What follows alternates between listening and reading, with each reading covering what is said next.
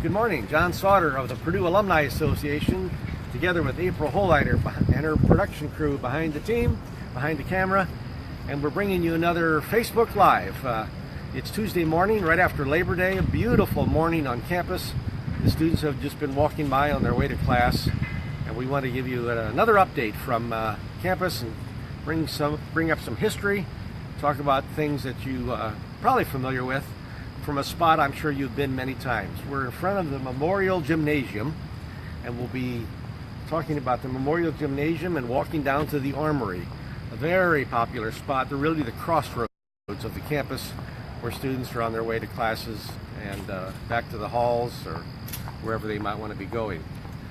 So a little bit about the Memorial Gymnasium. The Memorial Gymnasium opened up in 1908. It was a Memorial Gymnasium, and it was dedicated to the victims of one of Purdue's tragedies, and that's the train wreck of 1903. And the story is that students and faculty and staff and big supporters were on their way to a football game down in Indianapolis on a train, and they had a collision, and there were 17 victims in that particular train wreck. It's one of Purdue's earliest tragedies, and as Purdue does, we like to commemorate those things and remember the memories of those folks. And to do that, when this building was constructed, we have 17 steps, 11 here, and there's a landing, and then there's 6 more on the inside. 17 steps, one for each of the victims of the train wreck of 1903. So it opened up in 1908. Has a gymnasium in it. This is where the men's basketball team played. Also has an elevated track. And so the early remnants of a track team started there. Also has a swimming pool. And so the swimming pool started out there way back in 1908. And it was used that way up until around the 1930s or so. Around 1938, Lambert Fieldhouse, which we talked about last week. Lambert Fieldhouse opened up, and so the men's basketball program moved there.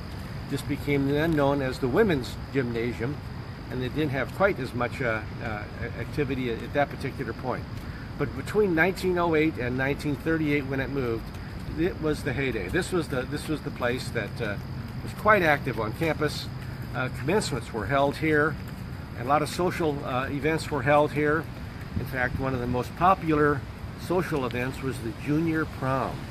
The junior prom was held every April in this facility and was converted to a really nice dance facility. And I brought along with me a yearbook, the debris actually, from 1911. This is the real thing with the leather-bound cover. As a reminder, we have every single debris that was published in the Alumni Association. So when you're back for homecoming, or whenever you're on campus, we'll hope you stop by and maybe look up your picture and kind of be remembered about what was going on during your time. Because things do change, traditions do change. But for this particular one, we wanted to show you the junior prom that was being held. And so here's the junior prom from 1911 that was being held. So you can see how they converted the dance floor. There's a band in the middle. If you look real close, you can see there's an orchestra surrounded by a lot of lush palms and that sort of thing. And everybody's dressed in their finest, going to the junior prom. This is when the women had dance cards. You'd sign up for dances in advance, that sort of thing, and make sure you got to dance with your favorite person at least once or twice before the evening was over. These dances, interestingly enough, started late. They started like at 10 in the evening, and quite often they would go until dawn. So they really had a good time back in the campus between 1908 and 1938. 1938 again, men moved out, became Women's Gymnasium. It's been through many renovations. The next renovation came around 1985 or so, when it was turned into a computer science building.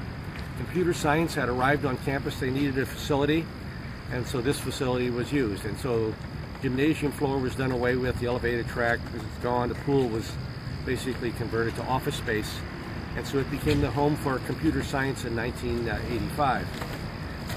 The next significant change came in 2006. In 2006, we opened up the Lawson Computer Building down on the corner. We'll have a look at that in a minute.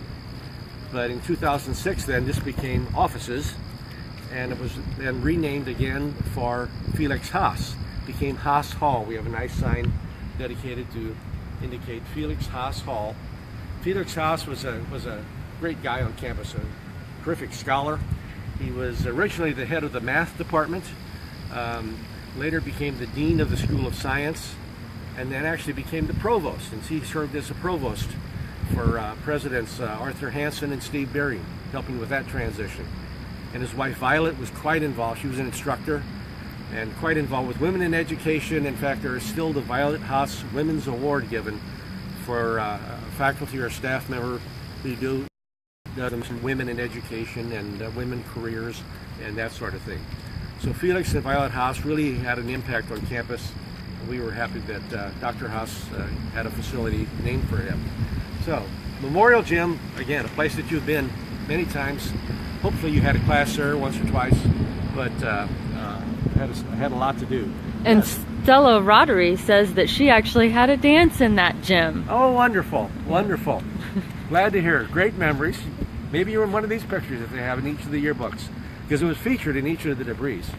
And I featured the debris also because it has a special fond memory for April behind the camera, who was the executive editor of the debris during its last few years, maybe around 2001 or so. It became digitized after that, and kind of with social media arriving, the students just weren't quite as interested, unfortunately, anymore. And so it met its demise, as did most high school and college yearbooks along the way. But in its time, it really captured what was going on. So we're going to start walking now towards the Armory.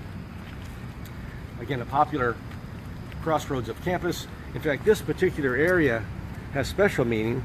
And if we look a little bit down to the right, this is where the, if you recall from a few episodes ago, this is where the railroad tracks came through and curved around and actually went to the North Power Plant. And so you can imagine having a class here or changing classes, and the railroad cars coming through with coal for the North Power Plant, kind of disrupting traffic and classes and that sort of thing. I think coal was delivered at least once a day to the North Power Plant by the Purdue Railroad, and it came right through here.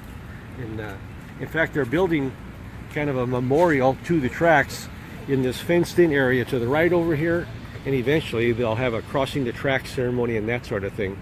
Whenever it's opened up, we'll maybe feature that in one of our Facebook Live sessions. So we'll continue to walk, and we're going to get right through the sun and pause here in the shade and have a look at the Armory. Again, the Armory is probably near and dear to many of you.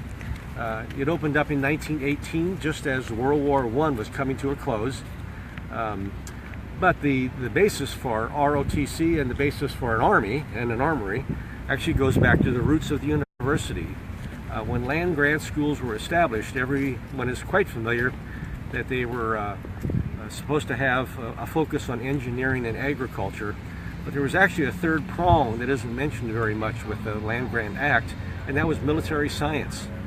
So when Abraham Lincoln signed that in 1862, he wanted some schools to be mindful of military science, and ROTC is really what became known for that. Which is why on most land grant schools in every state, the ROTC programs are very, very strong. So if you think of Texas A&M, Michigan State, those sorts of things. And so it really was quite the focus. In fact, many of you, I suspect, can remember the days, if you were here through the 50s and 60s, ROTC was required. There was a 2-year requirement that you actually be in ROTC and once a week have drill practice and that sort of thing. So an interesting history behind that. In fact, the Armory behind me now has been renovated several times, but it's still the home to the Army and the Navy and the Air Force ROTC. Very strong programs. Just a few years ago, the Air Force program won the National Award as one of the best college units in the country. So they really pride themselves.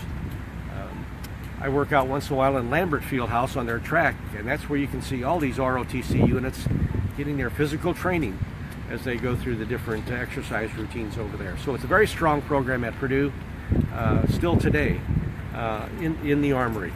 The Armory has a wonderful storied background in terms of all the things that were being held in there. And I also brought a picture along when it was used as a barracks, as a matter of fact. so we can get a picture up there. You can see all the beds that are put out. It was actually a barracks for a lot of the folks who studied military science, thinking of going through training. Close order drill was held there, that sort of thing.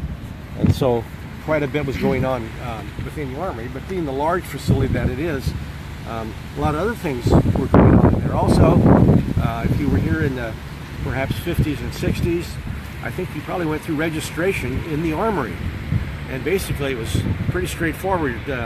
When your time did arrive for you to be registering for classes, you went in the front door, and every seat in every class at every classroom was in a box somewhere. And basically you had to go in and find that class and that classroom, that instructor, pull out the card. You took your cards to somebody, and they read the cards. They had a card, something called a card reader, and actually produced a schedule. And so the forerunner, of course, of the computers and everything today. But it was a great way to do registration for a large college campus. And I understand other colleges actually came and observed as a way in a more orderly process to get students assigned to class, particularly large colleges and universities. So registration would have been held here.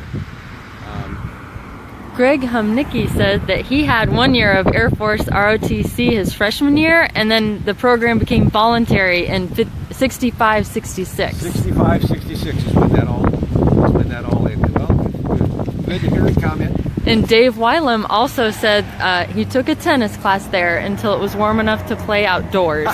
And then, of course, remembers lining up before graduation as they do today.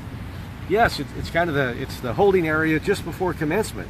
And so this is where all the graduates arrive and get assembled and get in line in the correct order and that sort of thing, and then parade from the Armory over into the Hall of Music. And hopefully you had a day when you had a processional. You could actually go outside and actually walk up the front steps. We talked about that a few episodes ago. But in inclement weather, you had to kind of run right across the street and right into the back of the Hall of Music, not get too wet as you went in and found your seat. Good memories. Keep them coming. Keep them coming.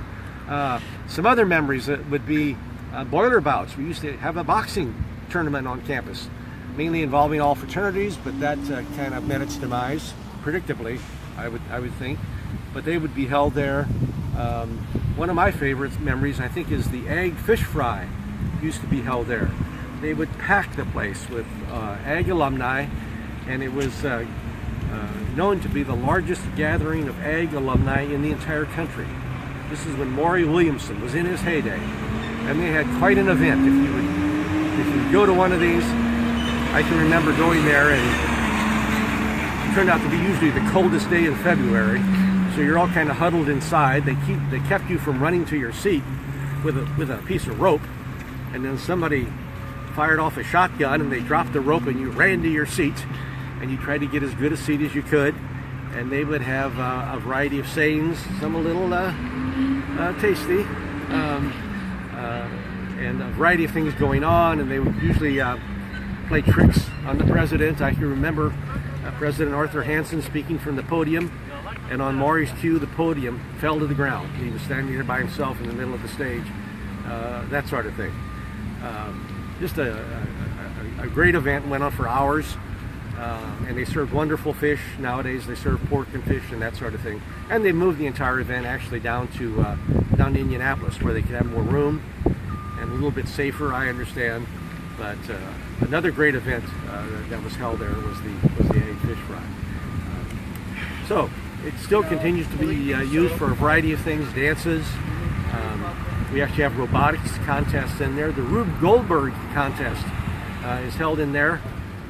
Usually over spring break, where the students are challenged to come up with performing a simple task in as complicated a fashion as they can, all done in this wonderful building. So another great memory on campus. So we'll start to conclude our session today with a nice look behind me down 3rd Street. You can look down 3rd Street down to all the residence halls. I suspect many of you walked many times up and down this street to campus.